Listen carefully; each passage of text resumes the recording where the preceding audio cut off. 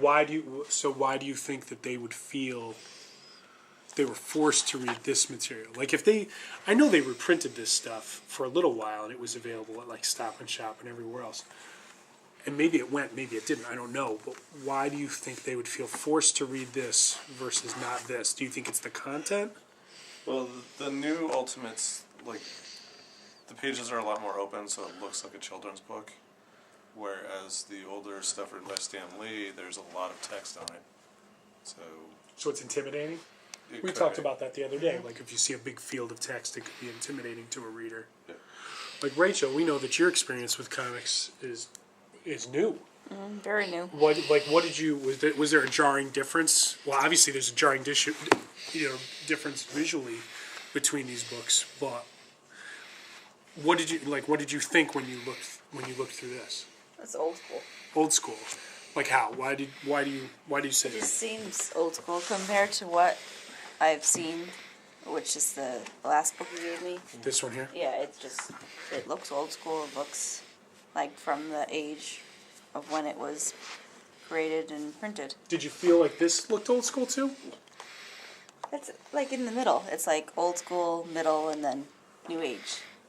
So you could totally see the difference. Because this is a guy trying to Totally. capture what was going on there. You could totally see the difference. You can. Yeah. Do you feel Like it's kind of funny how, a lot of text, some text, and then hardly any text. Right. Okay. A lot of us have been reading comics for 20 years, right? Well, I guess most of us, except for you, Rachel, and Mason behind the camera. But Mason, we didn't even ask you, like, what do you, did you get to look at these? What did you think? Well, I do believe there's a distinction between the old era of comic book writing and the new, because I think they just want to stretch it out, maybe, in some cases. Like, maybe just if it's like a big story, they want to stretch it out with more action, or it's hard to tell sometimes because like storytellers trying to do different things. I mean,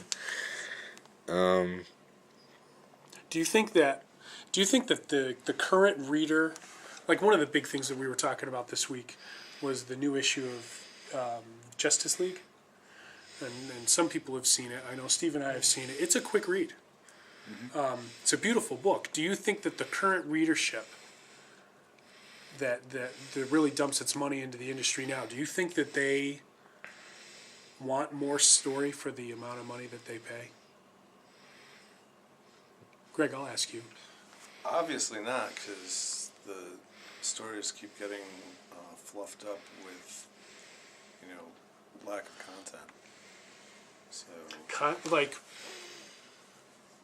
The numbers, the comic numbers are dropping. well, nothing happens in an issue. You get a regular issue in the past, and then you get a full story. Nowadays, you get, it could be the second act of a 5-act thing. Okay. And So because that's they've got their eye on the larger product, the trade paperback. Yeah, I think so.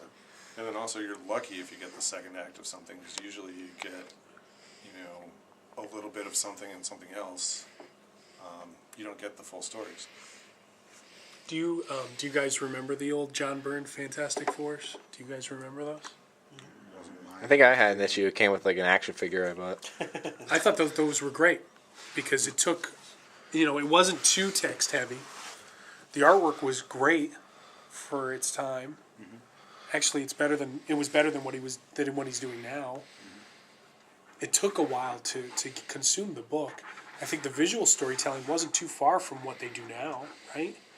I think the panel counts might have been a little bit higher.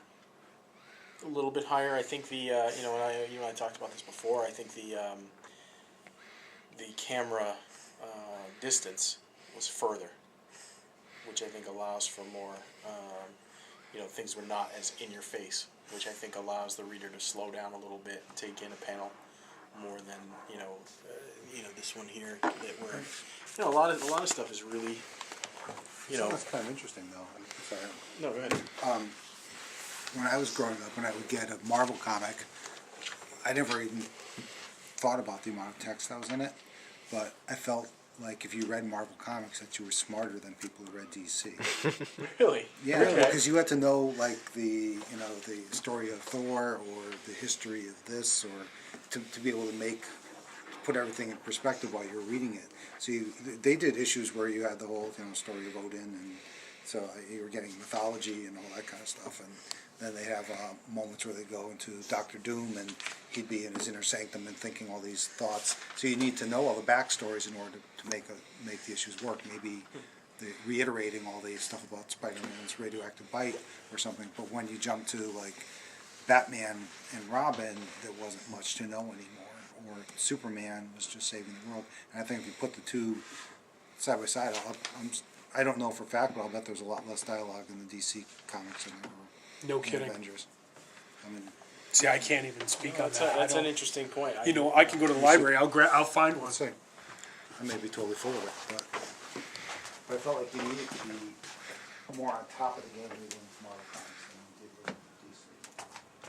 I think, they started with the, I think the characters had more depth to them. Yeah. Like more, like it was, rather than just being simple adventure, there was a lot more. Maybe like the Justice League or something like that, where you had a lot of different characters coming together and they all had their story to put into. But for the most part, there were a lot of characters. Well, if you look at one of these with all copy on them, in a Superman comic, he's getting, stabbed by something, or Take a look at this. I don't know how old that is. this looks like 60s era, I would say. It looks pretty text heavy. Looks similar era. Yeah. Not 64, 65 for this. There's a lot going on there. Well, it depends on the book. I mean, this one's not that. This one's got a lot of action to it. Which one you got? A Batgirl story. But if you compare covers, I think it's kind of interesting. They do little call out panels, Yeah. a little bit of copy. But look at this one. You got splash, arrows pointing to a villain. And a little bit of dialogue. Well, But yeah. And Thor, this is the tribute one. This is really what we need to look at. I think they're even worse. So Yeah. for this one, not okay. This is This the Avengers is first very appearance of Cap. simple. But this page here, you've got Look at all that. copy, you've got call-outs, you've got backstory. That's the interior cover. Yeah. They would always do that. I remember back. And then this is the difference right there. is Yeah. When the modern stuff is not, You don't see that at all. no. I think there's I think the audience level is too- age level is different today That's a than quite for a bit that of book text. than those books. Well, DC were also playing so many titles off the same characters, like Detective and Batman and Superman, World's Finest, Justice League. So they did like their core. Yeah, so there were multiple, Marvel was all over the place. there were a lot of different characters. I think DC they had Wonder Woman, She was Supergirl. part of that. She was still part of the team, right? Flash, Like their hero base is predominantly out of that core hero system, right? Yeah. Where Marvel, it's all over the place, right?